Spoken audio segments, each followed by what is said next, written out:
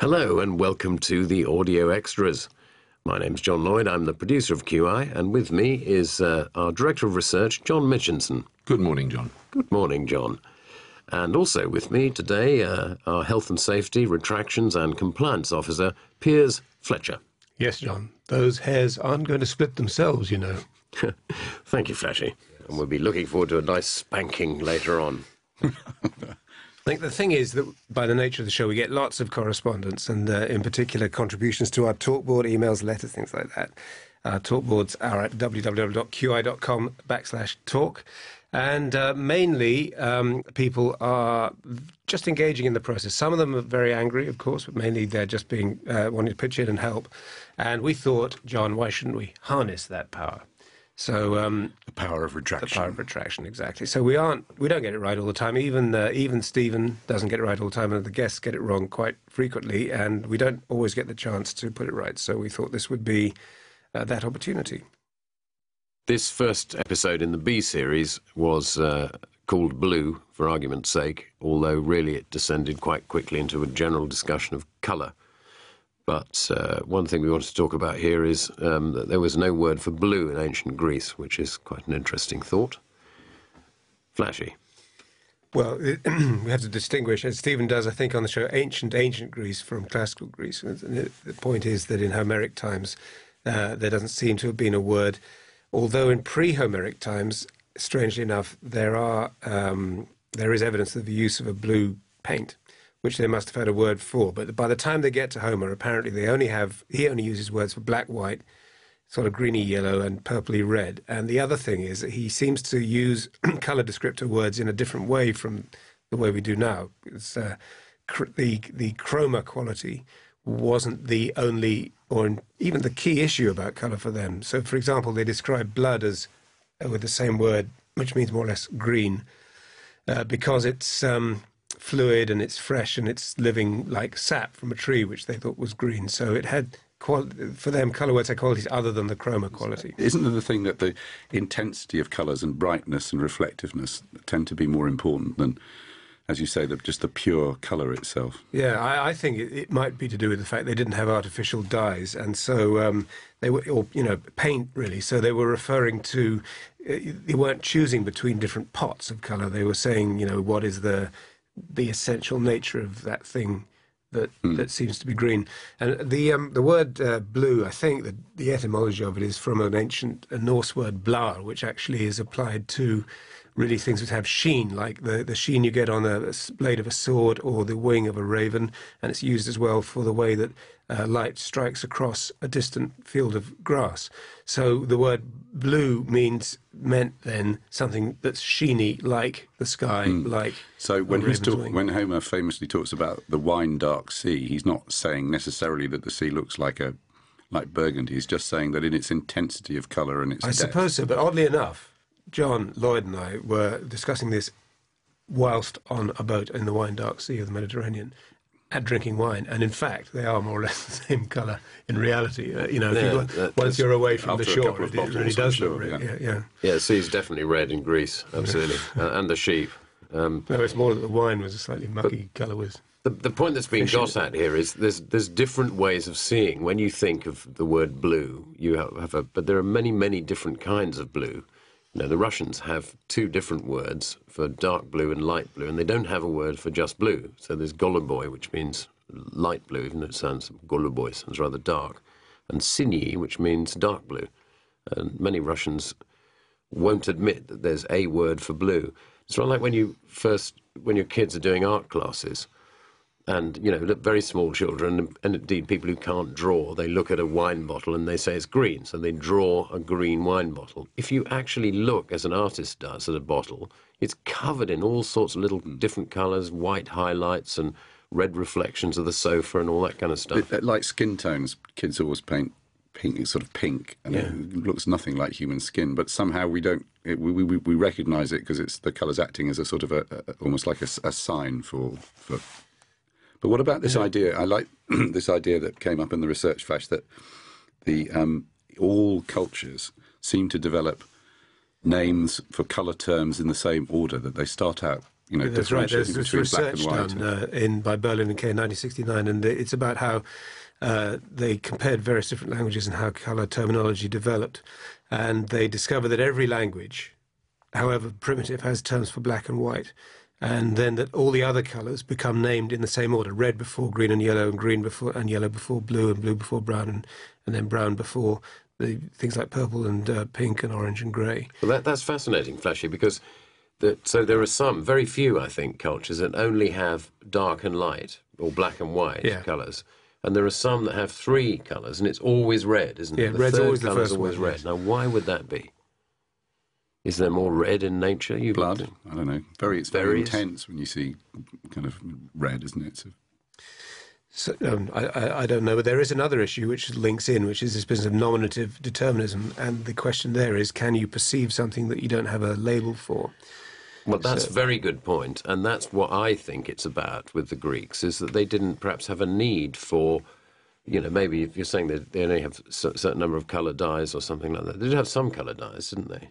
Yes, they did. Yeah, they did. But what I'm really talking about is, not having a range of colours, no need to identify them, really. Well, in that little book, The Meaning of Life, that I wrote years ago with Douglas Adams, that's exactly the whole question of nominative determinism, because there are loads and loads of things in life that exist that don't have names, and so you don't even really notice them. Yeah. I mean, if you know that thing that everybody's had, that trying to get sellotape to work when you're tired, everyone has that experience, but only when you have the word ardslignish. I'm feeling a little ardslignish today. Does it become real? But another point I want to raise is this great thing that when Darwin came along, and everybody had obviously much more scholarly about ancient Greece than we are now, and because of evolutionary theory, they had the idea that the Greeks were unevolved relatively, and they hadn't evolved the ability to perceive colour, which is rather Gladstone, the Prime Minister Gladstone, was one of the people who believed that, or at least hypothesised it. And so to our first retraction, Flashy. Yeah, we got one in the first episode of this series, which is in fact the single fact that we've had the most objections to. In all series? In all the series, yes. And we get, every time it goes out, we get another 2 or 3. And this is about Stephen's assertion that there is no Welsh word for blue. And I think, to put our hands up, we should say that it wasn't Stephen who came up with that. We put it into his earpiece from the gallery. And it was me. You're telling me it was me. It was you. That's right. And I know that you got it off of Fionn Haig at dinner somewhere, didn't you? And I don't know what Fionn Haig did to you that night, but the fact is you've never, ever, as far as I know, accepted that it's simply not true. But we have 750,000 experts who are first language Welsh speakers. It actually wasn't Fionn, my good friend Fionn Haig, was not. She didn't tell me that, so it would be slanderous to say that. She told me that Welsh has a special word for the colour of leaves in spring. Okay, all right, okay. But I found out that glass thing myself, no, I do accept I'm wrong, because we were doing a radio interview only the other day with a radio station in Wales, and I said we just said that there was no word for blue in Welsh, and this Welsh lady says, yes, there is, it's glass. Yeah, no, that's what everybody says. And there are, as I say, 750,000 speakers of Welsh in the world, and nearly all of them have written in to us, and the only ones who haven't are the 25,000 who live in Argentina and haven't seen the show yet. OK, well, I must now say I unreservedly apologise to the 750,000 Welsh people for getting this wrong. I now accept there is a Welsh word for blue and it's glass, but I'm not going to apologise to the 25,000 people who live in Argentina. Because they deserve it. But I think the historical statement on which you were basing this at the time was that there was a word which referred to a continuum of colours between grey and green and various other things, which was glass at that time. But that was 1,000 years ago. So our assertion that there was no word for blue is 1,000 years out of date. Yes, it's correct. It's just out of date. Well, it was correct 1,000 years ago. Well, I take the long view, Flashy.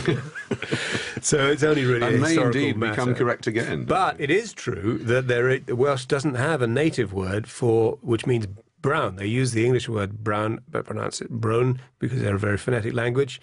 And that's something we'll look at in a moment. I think about this subject of how colour descriptor words grow up in different languages and how odd and idiosyncratic that is.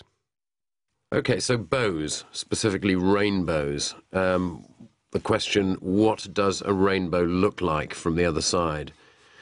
I seem to remember I did this bit of research, and what astonished me about it was that I'd never really bothered to think how a rainbow worked before.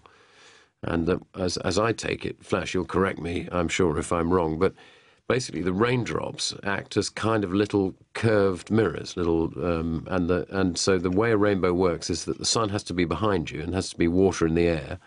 The sun comes, as it were, over your shoulder, hits the raindrop, which is like a mirror ball effect, and it reflects and reflects it, and it splits the... Yeah, it reflects from the inside of the raindrop. Yes, from the back side of the rounding raindrop. So it reflects inside, gets curved around inside, and then back out again from the front of the rainbow, that's right, of the raindrop. And the reason why it's a silly question, what's the rainbow look like from the other side, is there isn't another side. You can't go round the other side of a rainbow. And you're going to tell me in a moment that there's no gold at the bottom.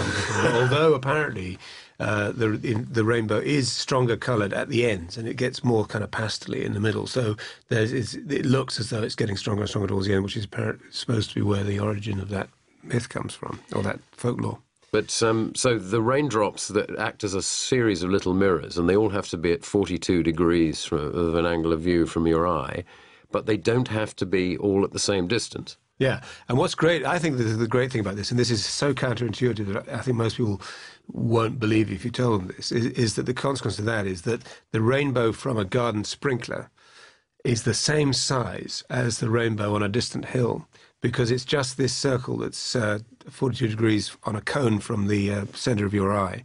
And you just perceive the distant rainbow as being bigger because you know it's further away. Because you can see the sprinkler and you think the rainbow's there. But the rainbow isn't there. There is no rainbow, that's the point. It's purely perception. It's a reflection of the sun, really. And I suppose it's like that effect people get of the moon when it's low on the horizon. It appears to be much bigger than when it's high, and it's an illusion, optical illusion, which everyone sees and no one's been really able to explain satisfactorily. But it's in part to do with this business of seeing it against the trees, and it's a different subject. But it's that kind of optical illusion, which is so difficult to get your head around. Because of its relationship with the Earth, it's put into some sort of context. Yeah.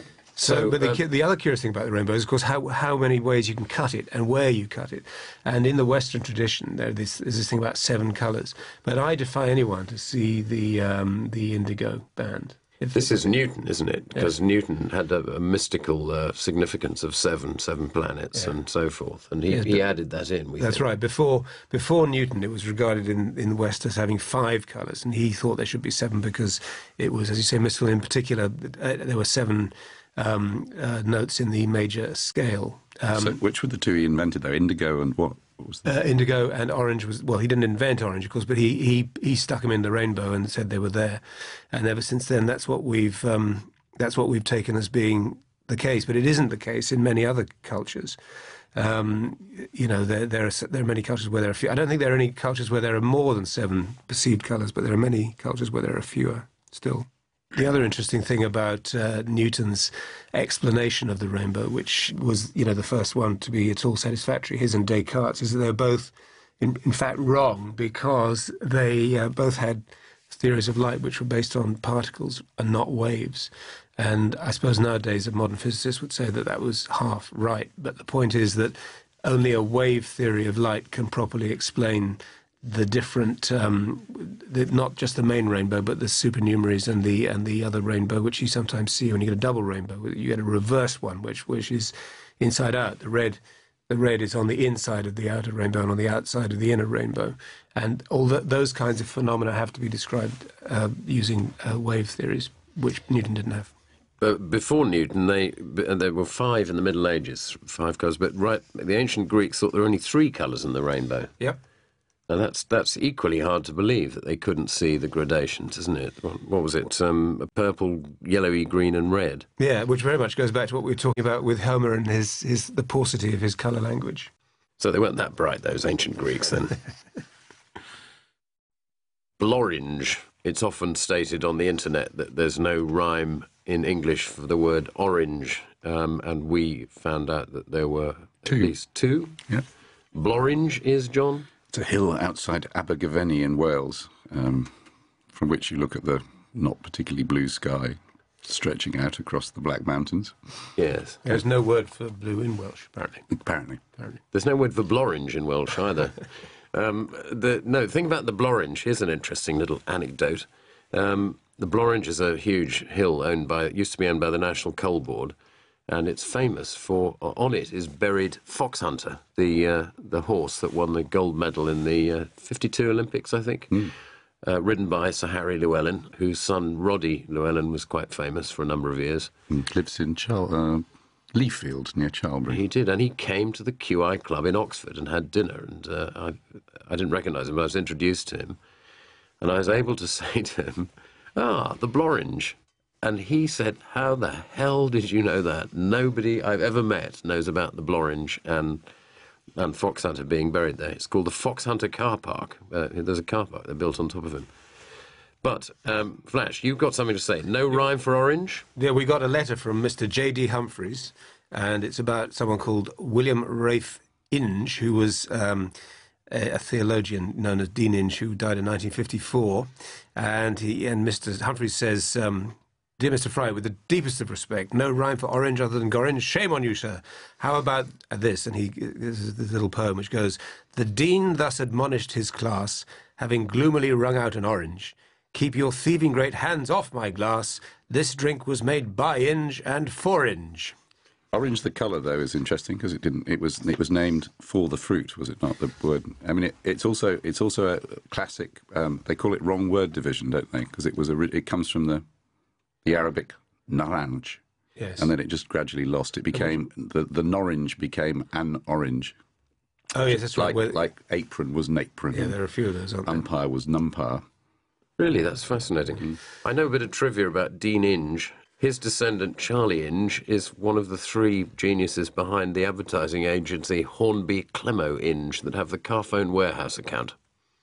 Marvellous. It is trivial. It is fantastically dull. What about New York was briefly New Orange, was it not? New Amsterdam. New Norwich. They called it New Orange. Yes, New Orange, they did, yes. But it does make you wonder what they called, what word they used before they had oranges. And presumably, tawny, I think, is something like that. And presumably they only really used it to talk about the colour of leaves in autumn, or...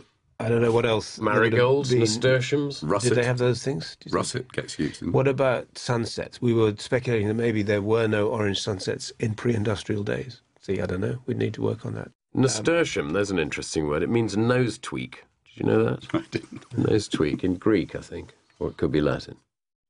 Does your bird like chocolate? That was the first question in this show, isn't it? I think it was. Didn't really work as a question, as a way of... Oh, this is about taste buds, wasn't it? Yeah, it was my fault. I think I did that. But the funny thing is... I think they were quite irritated by... Joe Brand was irritated by the use of the word bird. Do you think she's always calling herself a fat bird? She can't. Yeah, so maybe I'm wrong about that. I think she probably just thought it was a feeble question. But I happened to drop a chocolate raisin on the gravel outside my house when I was getting to my car there. Kept the next morning just dead birds as far as the eye could see. No, I picked it up. I thought I don't want to kill a bird. They do have to eat quite a lot, though, don't they? Or is it just one? No, smartie? one smartie can kill a robin. I think is the fact, isn't it? But it's very odd about the research. Most of the research one forgets, doesn't one? But odd things stick in the mind in that way that you can't shake off. And I wonder if it's the same for people listening at home. OK, birds. So, John Mitch, you were responsible for this script, I seem to remember. Yes, it was an attempt to do an entirely themed show, I seem to remember. But it was the famous woodpeckers' tongues, being extremely long and having an ear on the end of them. And then also the one in the middle of it, which was about the ostriches sounding the same as lions. Yeah, and we couldn't find... Livingston said this, and he sounded as though he knew what he was talking about. Ken Livingston said this? Yes, apparently, yeah. He's always right. He's very keen on ostriches when he's not tending to his newts. Newts, exactly. And newt, that's another word that's what you just said before about... It's true. And newt. Yeah.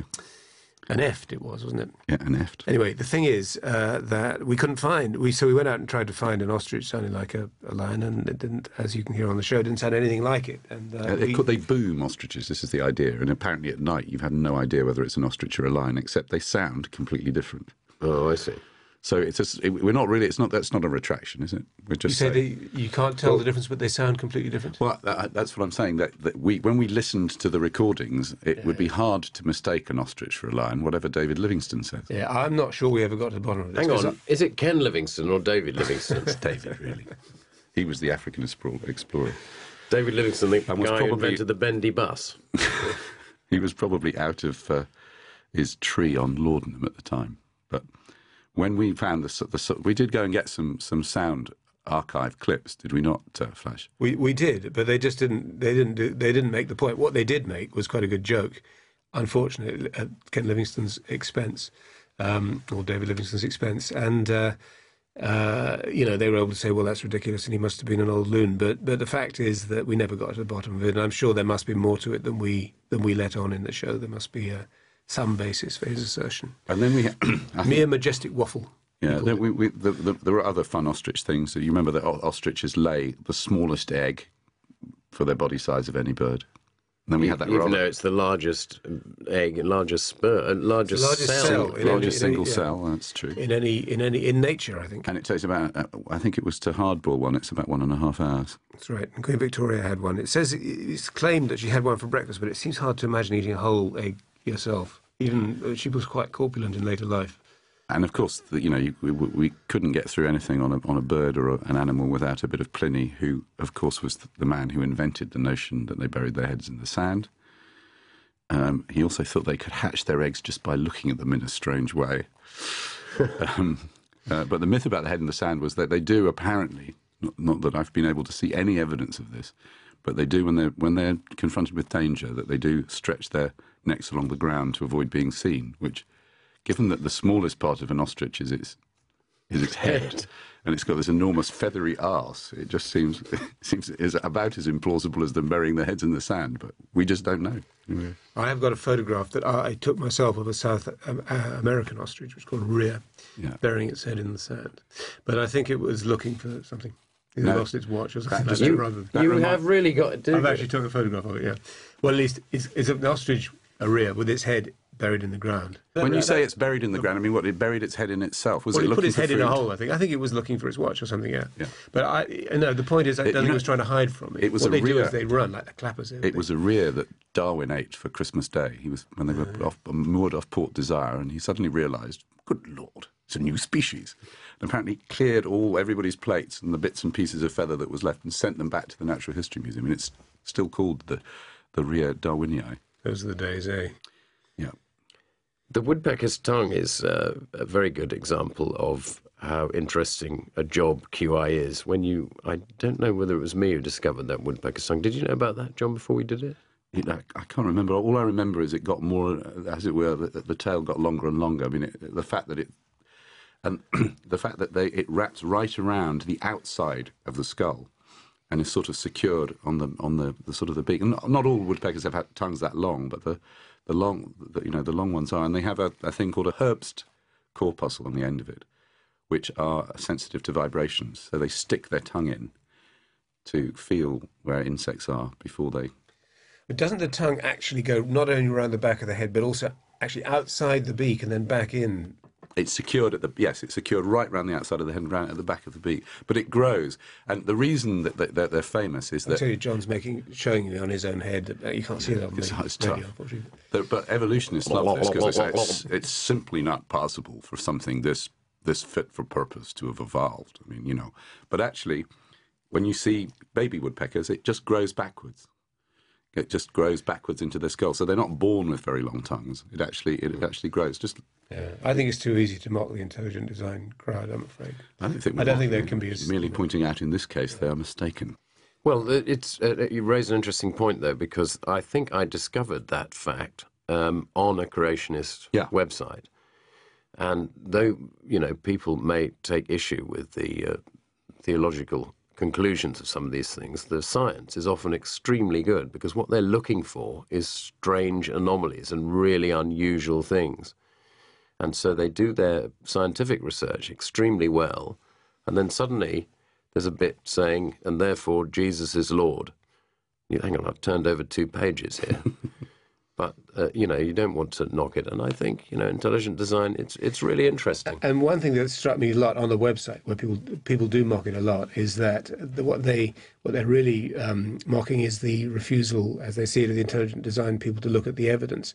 But none of the people I've seen making that point have really looked at intelligent design properly. No, they dismiss it out of hand, basically. I quite agree, and I really dislike that blind support of evolution, and obviously QI not having any taboos, and we're supposed to be able to look at anything, and I think, as I say, the science on those sites is really good, and I think that one shouldn't diss it. One shouldn't say these people are all mad. They're not mad in the least. And, woodpeckers, the other thing was that extraordinary, that they can, some of them are doing 15, 16 times a second, the drilling, which is not them drilling for food. Usually that's drumming. The drumming that you hear is the usual kind of, I'm here, I'm fit, come and get me, lady woodpecker. But it is extraordinary because of the... Which is the same reason that men do hammering. Yes, yeah. That's why we drum in loincloths. But the extraordinary thing is a muscle. For each one of those, the muscle pulls the brain away from the bone, so that there is it's not smashing its brains up by... There's a great picture in the Book of Animal Ignorance, isn't there, of that? There is. Which, a sort of schematic. Yeah. And therefore Jesus is Lord. We say in this show that the largest animal capable of virgin birth, parthenogenesis as it's called, is the turkey. Oh, is it not? The Komodo dragon. They had 3 Komodo dragons gave birth in the UK, I think. No. Yeah. Having had no access to a female. But the reason they think... No access to a female? No access to a male. The reason that they think that they do this is that they live in these small islands, volcanic islands. Yeah, they're bloody good swimmers. And if you arrive... and you're able to give birth to live viable young, which they are. You then obviously as a mum you produce a male and then you mate with that male and away you go. You can populate, a single Komodo dragon can populate an island by itself. Yeah, but they haven't really done that, have they? I mean, they are confined to... Well, they don't need now to because people just come and bring them goats on a sort of fairly regular basis. It's a big... they never did. That's why they're called Komodo dragons. So you're right, they are. I've been there, so I've touched a Komodo dragon before I found out how poisonous it was. But anyway, the thing is that they as you say, they're very good swimmers.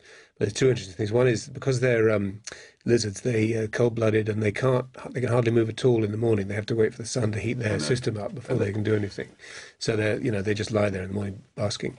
But they are good swimmers. They catch fish. But the tides are so strong around that Komodo area because they sweep from north to south and then back again that the tides are too strong for them to swim off those islands, which is why they're confined there. Do you know that they were King Kong?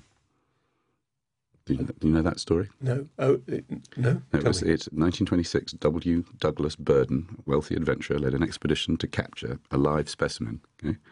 It failed, but his account of the trip was so gripping and thrilling, the idea of looking for this lost monster in tropical rainforest, that Marion C. Cooper made the film, but he turned it into a big, large gorilla instead. You would. Yeah. As you would. Yeah. Okay, there's just this one. It's not really. This isn't really a retraction exactly, John. But I should just make a point about this thing that we said about asteroids and lightning, because clearly none of the panel believed it, and Stephen, I think, rightly didn't get really deeply into exactly what we meant by this. But the statistical point that's being made is a valid one, and that is that as any given individual in his life is more likely to be killed by an asteroid than by lightning, because lightning strikes are quite common and of course kill people every year, but they only kill very few people at a time, whereas if and when an asteroid strike does come, it's going to wipe out huge numbers of people and possibly everybody. And so it's an old statistical thing. We're very bad at assessing the risk in this way, so that we're far more likely to be worried about flying than we are about crossing the road, for the same reason, for this inability to understand, to sort of intuitively grasp this kind of risk. The point is that neither thing is very likely to happen at all, but just because if there's an asteroid it will kill everybody, the statistics end up by saying that dying from an asteroid is actually more likely for an individual than dying from a lightning strike. I'm sorry, it took a rather long time explaining that, and that's why Stephen didn't get into it rightly. No, I can't get enough of it, Flashy. Fascinating. We like lightning. I mean, lightning's interesting, isn't it? The idea that the lightning strikes the Earth more than 8 million times a day or 50 times a second. We're being bombarded by this stuff. I think most of them hit the sea, don't they? We don't want to preempt the E-series, of course. I seem to remember, isn't there something about a single bolt of lightning can cook 4,000 pieces of toast? I mean, who worked that out? Well, it's a bit because they're so short, though. This is a bit of a myth. And the current is very small. What, the pieces of toast? A single stroke would generate enough energy to run an average household for a day. I mean, it's not. If you think about it, it's not that. So the voltage is fantastically high, but everything else is fantastically small. 100,000 amps, 200 million volts. Let's go back to the asteroids a moment, because I seem to remember that they think that a major asteroid, say something bigger than a kilometre across, hits the Earth about once every million years. Yeah, and we're well overdue. Well overdue. So how the hell do they know that then? Well, they can tell, obviously, historically how often these things are done, because you can see a record in the geology. Can you? Yeah, you see these things of the kt boundary and all that, where you get layers of... Well, there's one. Are there any others? Yeah, there's the KT and there's the other big one, which is mass extinction events. And there are mass extinction events, there are craters. So I think they're quite clear that these events occur. And even if you couldn't see them on Earth, you could see them happening in space and draw your conclusions. But I don't think that this word overdue is wrong as well, because... if I can just retract that a second before we go out, because the fact is it's like having tossed a coin and coming up heads 10 times running. It doesn't make tails any more likely the next time around. It's not overdue. It's just that there's a certain frequency and there hasn't been one for a while. It doesn't necessarily follow there will be one. There's this notion that if you were to fly your spaceship blindfold through an asteroid belt, how long would it be before you got hit? Yeah. And the answer is apparently that it would be very unlikely you'd even see an asteroid. It's quite different from the way it's shown in films, where all these rocks are flying around you. But they're literally millions of kilometres from one to the next. 2 million kilometres, I love that. Yeah. So the chances of being hit are really quite unlikely. So, Flash, what's your retraction on this episode? I have got... This is a funny one, because no one's actually ever written to us about this, but it's something we spotted ourselves. And it comes in the question about the dogs with bombs strapped to them. Were supposed to run under the tanks. And the tank in the picture is a thing called a T-34, which was a Russian tank, and it was supposed to be widely regarded as the best tank in the world. But when they first introduced it, it was only... it had this unusual characteristic, which was one of which was that it only had a 2-man crew, and the commander had to also fire at the gun, and that was regarded as being suboptimal, because as a commander was, should have been doing his commanding rather than firing the gun. So they in 1944 they introduced a variant called the T-34/85, which had a 3-man turret in which there was a commander and a gunner, and you can see if you look at the picture that. The picture we show is that later model, one with a room for the commander to sit around eating crisps, whatever he does. And so we know that picture can't have been taken before 1944. But the dog mines were withdrawn because there was a debacle with them, which we go into in the show, in 1942. So there's something wrong there. The dog does not, with the mine on it, does not belong in the picture with the T-34/85. Something doesn't add up. We don't know what it is. Either someone faked the picture, or the facts we've got about the dogs being cancelled in 1942 are wrong, or the dog's up to something else. So these letters we get complaining are all from you, aren't they? That is, I was quite hoping that somebody would spot that. I would have enjoyed a picture from Colonel Buffington Tuftington saying, typical of shoddy standards. Were you a tank commander in the army? I never was. Oh. Do they have tanks in the Gurkhas? No, light infantry. Oh, okay. Yeah, parachutes and all that. Now, what's this thing about the word tank? Where does that come from? Well, the word tank was devised as a code word. It was developed by the Brits in World War I, and they didn't want to let on in communications from London over to the commanders in France as to what these new things were that they were delivering. So they pretended that they were bringing out tanks, as in water tanks. And so the word, we're going to send a consignment of tanks, was used. And when they arrived, the actual vehicles, the generals continued to call them tanks, and that's where it came from. And those early ones were apparently much more dangerous to the crew than to the enemy, because you can go and see them in the Tank Museum in Bovington, and they are pretty alarming. But the crew had to sit inside on benches around the engine, and the engines were very rudimentary and gave off tremendous noxious fumes, and it was quite common for the whole crew to be killed by fumes. I suppose there's no nice way to die in a war, but I would have thought being inside a tank when it is set on fire. Must be one of the nastiest. That's ghastly. So, bagpipes. John, tell us about bagpipes. Well, I can tell you one thing about bagpipes, is that's what we think Nero was playing, not the fiddle, but the bagpipes. Is that from a carving, or why do we think that? Well, there are, to be honest, it's not at all clear, but... well, was that some... You knew that? He could play a pipe. It was called an owline with his mouth as well as his armpit. It was knew a that. Dio Chrysostom who flourished in the first and wrote in Orationes about a contemporary sovereign, probably Nero, who could play the bagpipes. We like that. A rather sweet thing, I noticed here that when we did our little piece on this, and it was reproduced in the Book of General Ignorance, Wikipedia now cites us as the main source on the fact that there were Pictish carvings from the 8th century. I mean, I think we were doing... The question was another one entirely about the fact that bagpipes don't come from Scotland, which we're absolutely sure. But they can be made out of all manner of skin, including traditionally dog skin was used. But you're also... The Icelandic sheep... That was your research. That Icelandic sheep is your premium bagpipe. That's your top bagpipe. But the great thing, I think, is that they used to use the whole skin, and they would shove the chanter, which is the bit where you like a recorder where you make the notes, into the neck hole, and then they use the legs as where all the other pipes went. I know Soa, which is the St Kildan sheep, which they think have been there for 3,000 years, and because they've been there and isolated, you peel them rather than shear them.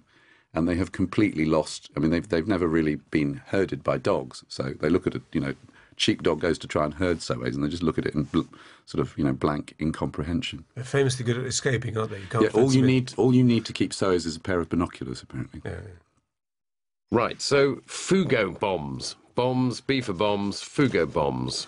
Flashy. Yeah, well, we enjoyed this. This was, I think, a measure of desperation by the Japanese towards the end of the war.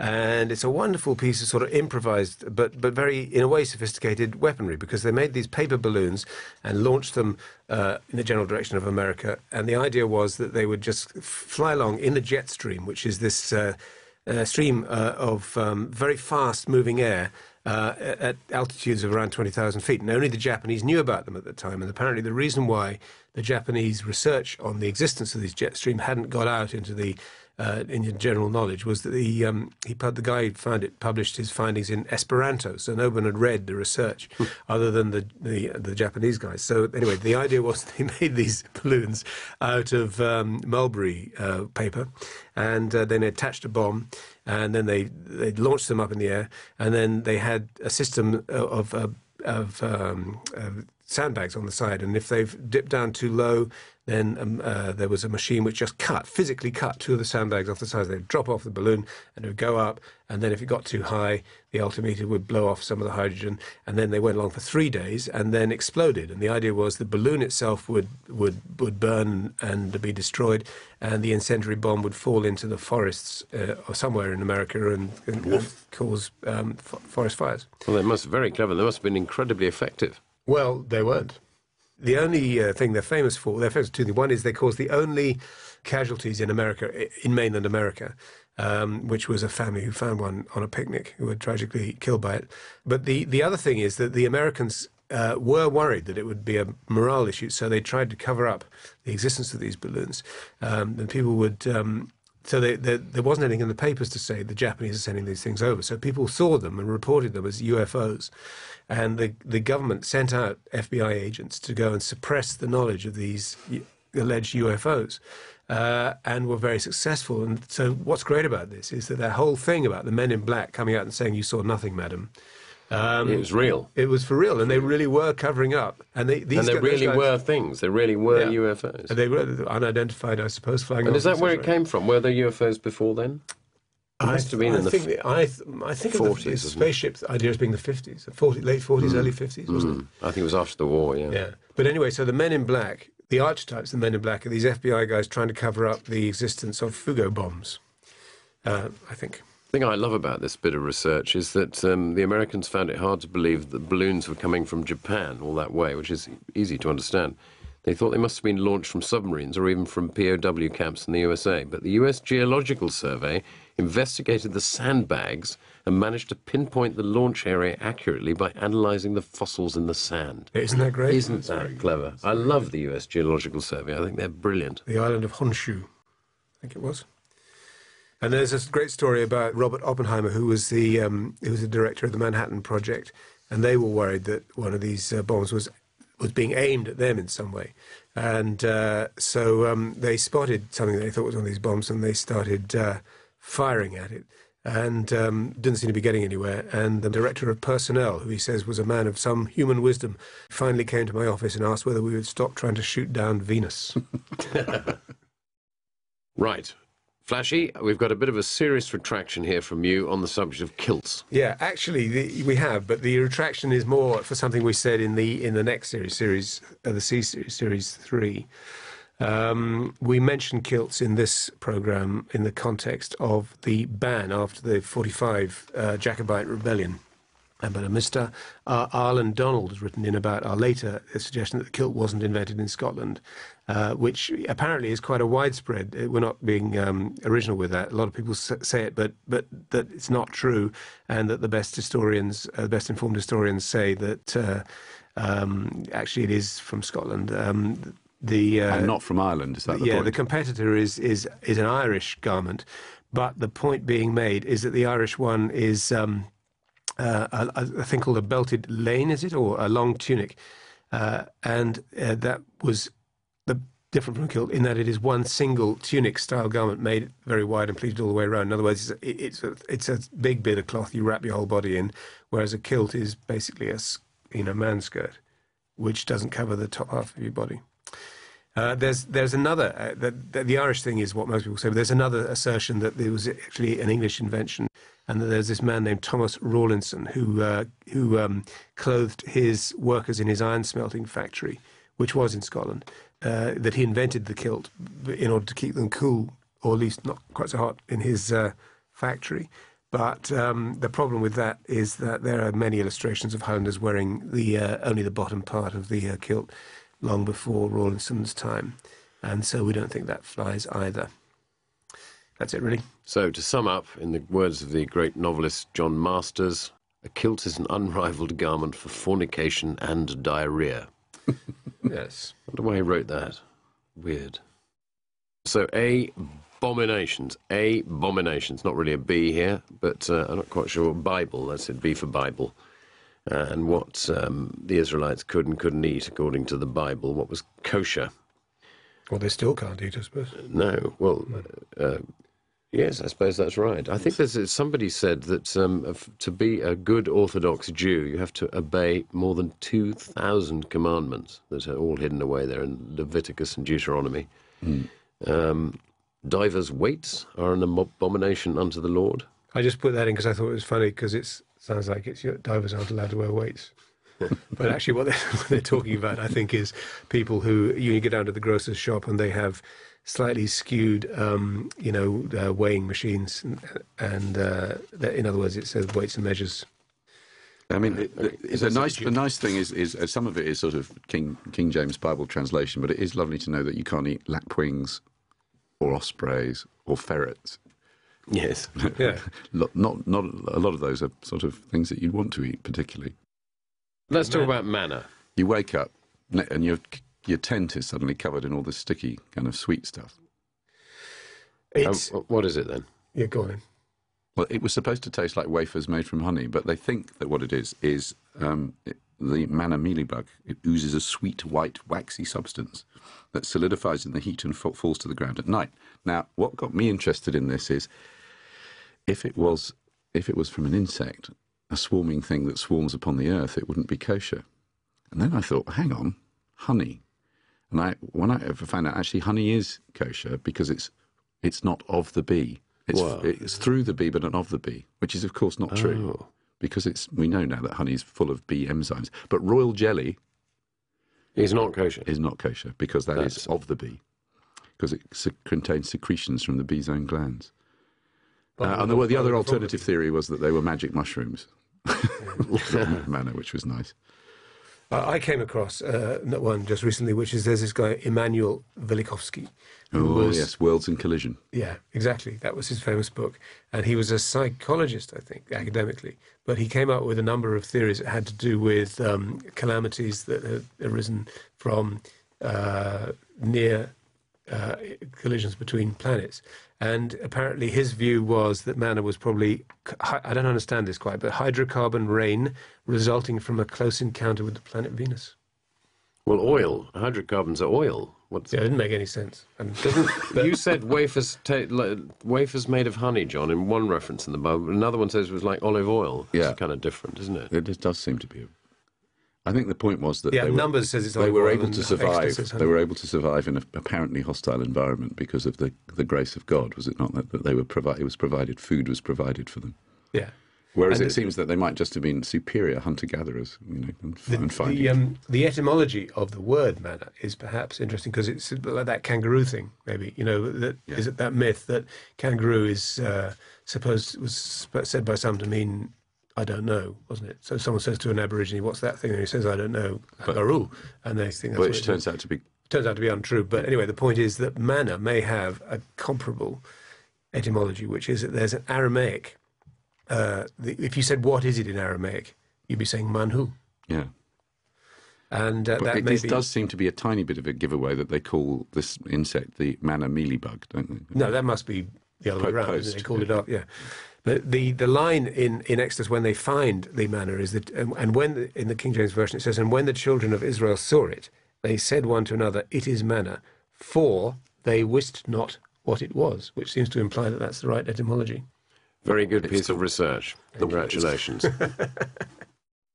Right, Flashy. Retraction on literary goalkeepers, Yeah, actually, please. I'm happy to report, Mr. Chairman, that we were on the verge, we were on the cusp of a retraction here, but and a humiliating one at that. It would have been a humiliating one, but with a literary goalkeepers question was something I've had in mind as a question for something since you were a child. Well, it's literally 30 years that this was first mentioned to me by my friend Willie Underhill, and it's the business about these famous writers and whatnot who played in goal. And after we put this out, somebody came along and told us that Conan Doyle we were wrong and that he'd actually played at right back for Portsmouth and not in goal. This chap needs to get out more. Really. and very arcane bit of knowledge, but we were, obviously in a state of despair, tearing our hair out.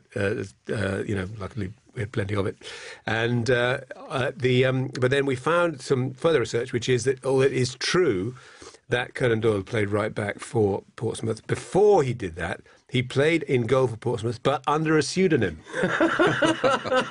which was A.C. Smith. Oh, the old ones are the best. They founded the club on the 14th of October, 1884, and they played in the Blue Anchor in Kingston Cross, and they played against the first match against Hayling Island, won it 5-1. So Conan Doyle or A.C. Smith only let through one goal on that occasion. And then he went to right back, and then a couple of years later he went back to playing in goal again, but under his real name, Dr. Doyle, by which time he was becoming quite famous as he was written Sherlock Holmes.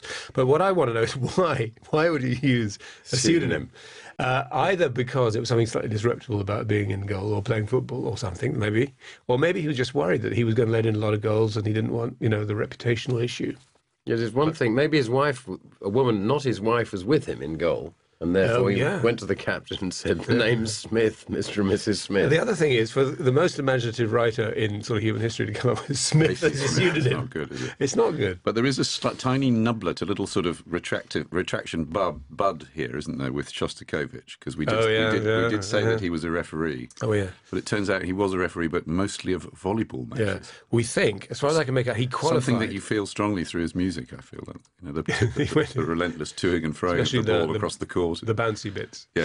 He qualified, as far as we can make out, as a football referee, which means I suppose he must have done some football refereeing, but really his passion was, as you say, refereeing volleyball matches, which I think we can all sympathise with in a way. Absolutely. It's an addictive thing. As someone who referees volleyball matches myself, I can tell you it's very, very enticing. Yes. Right, Brontosaurus, bee dinosaurs. Flashy. This was great. This worked really well as a forfeit on the show because we said name a bee dinosaur, and Alan just comes straight and says Brontosaurus. And in fact, Stephen then explains how there isn't something called a Brontosaurus anymore. I mean, in the sense that there never has been, because it was a misidentified Apatosaurus with the wrong head on, bizarrely. But on the subject of bee dinosaurs, he could have avoided that forfeit, I was thinking, by nominating a Brachiosaurus.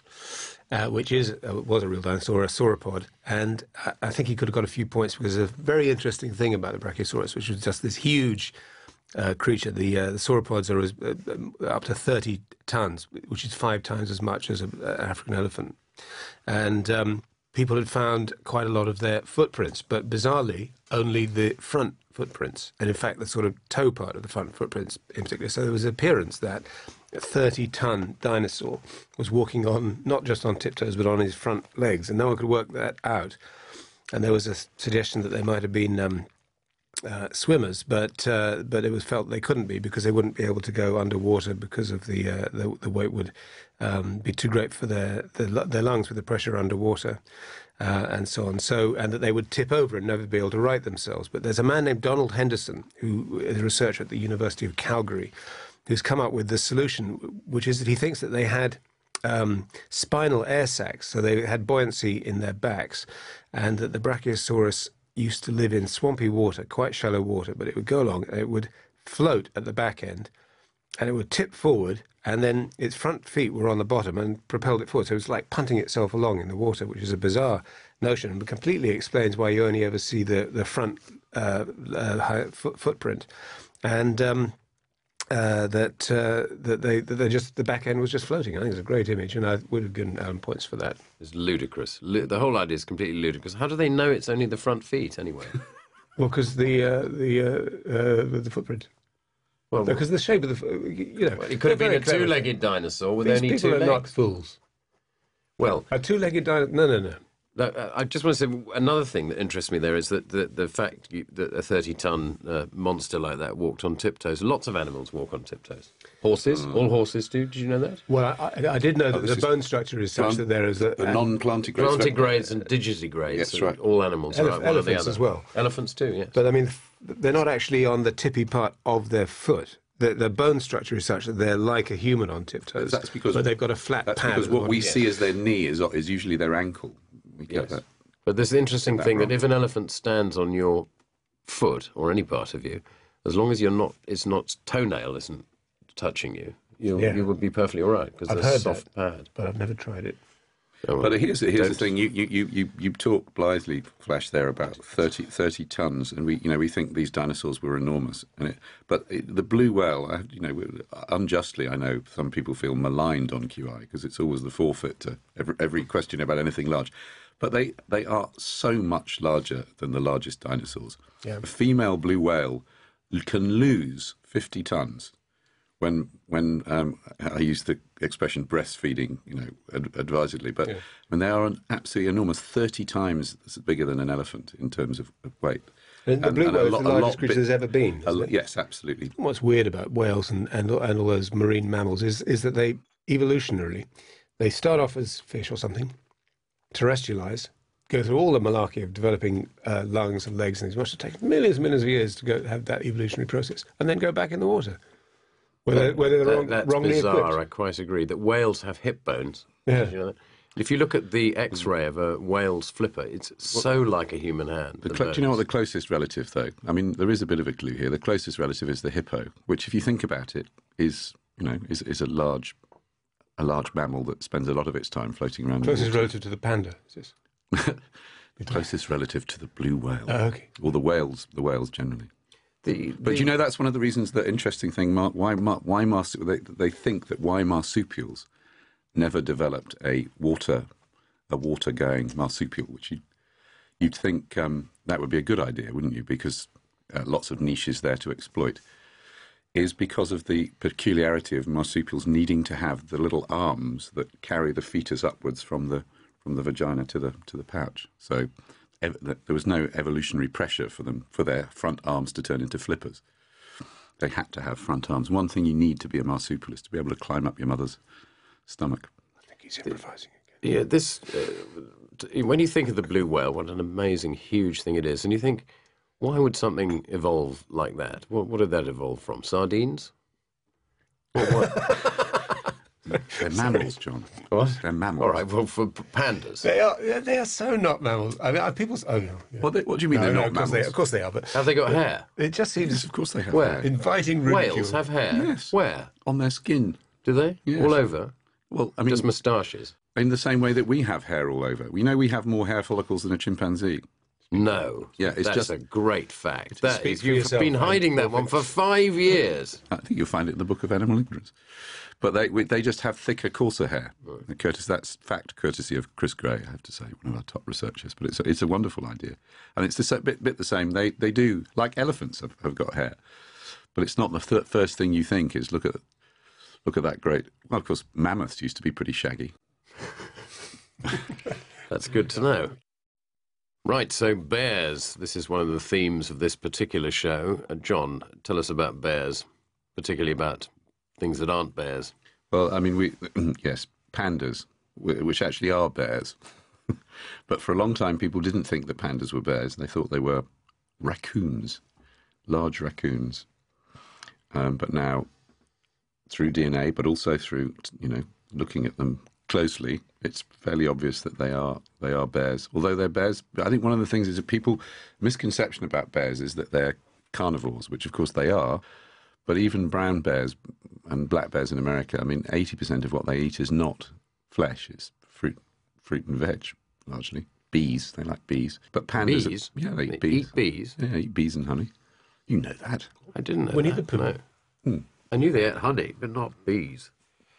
No, Well, so bee the question larvae, is- bee larvae is very good, and they eat lilies for sodium. But the point is that pandas eat only bamboo, and I think that sort of threw people off as it were, the bear scent for a while. Yeah, and also they've got thumbs. It turns out it's not a digit. It's a bit of the bone that sticks out on their wrist. Yeah. And that was because you're right. Because the raccoon has an opposable thumb, and that's It isn't quite opposable. I mean, it's more opposable than other. well, that's right. It's not at all opposable. And it has a penis that points backwards. Yeah, well, panda. yeah. So in what way is it a bear, exactly? A backward-pointing penis. It doesn't eat bamboo. Bears don't eat bamboo. So it's a question of... What I'm saying is bears do mostly eat plants and things that aren't flesh. It's just one of those things that we don't know. But 80% of what the black bear in America eats is not meat. So what about red pandas? Raccoon, straightforward. So the big giant panda is a what? A bear, and the red panda is a raccoon. Yeah, I mean, they're known by lots of Do you have different any names. idea what? You... Now, late-breaking news, John. In Japanese folk tales, the secret weapon of the raccoons is... I know this one. What? Well, it's their testicles, isn't it? What? Well, what they used to do was Unfeasibly large testicles. It was like that guy in Viz. They had unfeasibly large testicles, and they could crush their opponents with them. Which is terrifying. Koala bears. No, we know that koala bears aren't bears. Are they No, raccoons? but what I'm getting at is there's a taxonomic question. What does it mean is a bear or is not a bear? I mean, why does it have to be a bear or not? Why can't it just be a panda? Well, it is a panda. But it's what is it most closely related to, and what their common ancestors, and what they're saying is that the branch of the tree that the panda comes from. I think well, he's no. on the run. No, listen, no, he's not on the run at all. He's very much here. The whole question of taxonomy, since they discovered sort of how to classify things via their DNA and the closeness of relations. Cladistics, as it's called. Yeah. So cladistics, yeah. Things that we used to think were related turn out not to be related genetically. True. Because taxonomy beforehand was just observation. Observation, of looking what at things look like. behaviour and bone structure, is that? bone structure. So when the rock Morphology. hyrax is supposed to be the closest living relative to the elephant, Which is ridiculous. it is. Actually, not quite. No. The closest living relatives to the elephant, they think, are the sea cows, the dugongs and the manatees. okay. But That's just as ridiculous. but Have you seen a rock hyrax? I saw one in the zoo the other day. It looked nothing like either a sea cow or an elephant. It looked like a squirrel, didn't it? Yeah, It it looked was like a like a hamster. little Yes, it does. It's fun, but it looks like Well, like what No, but sense is it an has, elephant? has DNA sorted out whether a rock hyrax is anything like a sea cow or an elephant? Absolutely. They're called the latest theory is that they are Afrotherians, which is that they're a group of mammals that originated on the African continent. And obviously, over a very, very long period of time, they've moved to form different niches. Now, it says here that the giant panda is also known as the white leopard, the fiery fox, the shining cat, and the iron-eating beast. Nobody's ever had a clue what a panda is. So basketball, we've got a retraction here, I think, Flash. Well, the retraction, I think it starts off as an apology, actually, of a sort. It comes when Alan talks about the Paralympics, or the Paralympics, and he describes the competitors as mad. And we did have a letter in which I think made a legitimate point that from a care worker named Andrew Gilroy, who pointed out that mad people, or more correctly, people suffering from mental health problems, are not the same as people with learning disabilities. And I think that point is well made, and it's proper to apologise for it. We've had another point made from one of the posters on the website, Almond Facial Bar, who pointed out that there are in fact two separate organisations and two separate sets of games here. There's a thing called the Special Olympics, which is for athletes with learning disabilities, and they hold their games a year before the ordinary Olympics, but in a different place. And there's something completely different called the Paralympics, which is for athletes with physical and sensorial disabilities. And those games are held right after the regular Olympics in the same place. So different business altogether. Do you know with the Paralympics, I mean, how competitors are judged sufficiently unable? Or... No, I don't know anything about this. I mean, is it only one-legged people in the running races? There must be ways that you qualify, but I don't know what they are. So now on to the Bxx question, bollocks, we've called this, the Bxx question of the moons. How many moons does the Earth have? Flashy, a pet subject of yours, I know. Well, this is in a way, this is the flagship QI question. This is the one from the first series that got the most attention. And just to go to the history a bit, there was the idea was, the question was, how many moons are there? The obvious answer being one, the moon. And QI, in fact, you really, John, introduced to the British public the notion of a second body. Well, just before we get into the detail of this, I think it is quite interesting because I was in New York at the time. It was in the mid-90s. I was shooting a commercial there, and on the front page of the New York Times, it said Earth's second moon discovered. It was a very small story, a little sort of marginal thing, and it absolutely knocked my socks off, and I couldn't believe why it wasn't on the television news. So I saved this up for, well, close on 10 years before revealing it to the world. So there we are. But it turns out it was wrong, or not, or partly wrong. Wrong-ish. It does get people quite exercised, this, but there's this... Especially me, yeah, I'm right. It gets people, because of the use of the word moon, which the strict astronomical definition is a body that observes an orbit of another body. So the moon is in a direct relationship with the Earth. Its orbit is around the Earth, and none of the now 7 co-orbitals or pseudo-moons or quasi-satellites or companion asteroids or whatever we want to call them, none of them actually do orbit the Earth, but they do follow the sun. They do follow the Earth around the sun. And at the moment, and they are, some of them do exert a very slight gravitational influence. And, there's this thing that I'm now currently working as a companion asteroid, and I hope one day to get my own orbit. So we don't know. I mean, the thing is, it's more interesting if you say that they're moons, because people, as John says, you sit up and pay attention. Well, more interesting, but perhaps not true. I mean, that's the problem, isn't it? Well, you are an expert on this, Flashy, because you've got an astronomer is it in California? Where is it? No, in Canada now, I think he is. And his name is Paul Weigert. He did a lot of the research on this, and we corresponded for a while. And what was great about this was between series that the situation kept changing. So the one that you spotted in America was this one, Cruinia, which was ostensibly the second moon. And then before the next series was made, we found 3 more. And which we publicised there, and then, in fact, after that, there were further 2. So we're up to a count of potentially 7. And they're all invisible to the naked eye. And essentially they're little bits of asteroid that have been pulled into the Earth, somehow been pulled into the Earth's orbit. Yeah. Now, so if we do want to make the case for them being moons, I mean, we have to say that everyone who knows anything about this, who's written into us, has said, don't be so stupid, they're not moons. And it is clear that does seem to be the mainstream position. But they are moony. We've got some research here from Queen Mary and Westfield College in London of the people who've modelled the paths of these things and have found that there are sort of what they call dynamical channels. Bodies which are actually free asteroids temporarily do become moons in the sense that they become part of the Earth's sort of gravitational influence for one-to-one resonance. Anything from a few thousand years to several tens of thousands of years.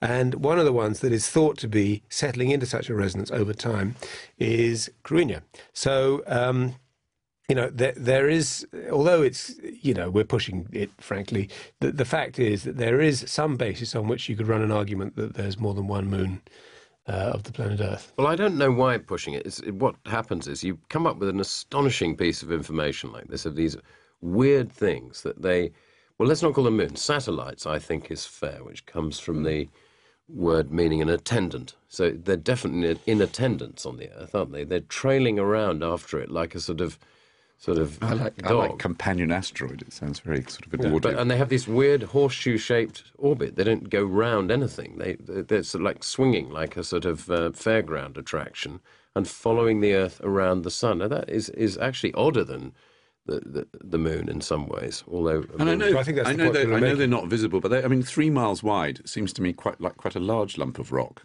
It's not that they're completely hopelessly tiny. Well, look, here's another thing. This is the business of gravity.